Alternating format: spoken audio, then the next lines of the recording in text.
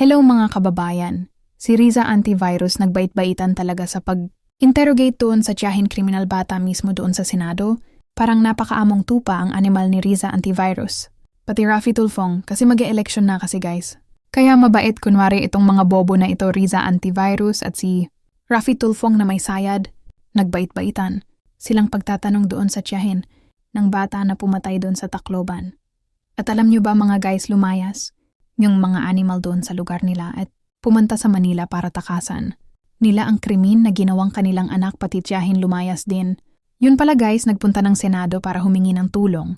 Ang kapal talaga ng mukha yung tiyahin. Samantalang yung pamangkin naman niya na si Nash daw, pangalan noong kriminal na bata na iyon, at siya pa daw ang nag-training doon sa pamangkin niya. At sinabi pa sa tiyahin ng bata, hindi daw niya alam na may prohibition sa paggamit ng baril yung mga minor. Napakabobo talaga ang pulis na iyon. Pulis siya, hindi niya alam na bawal paghawakin ang mga minor ng baril.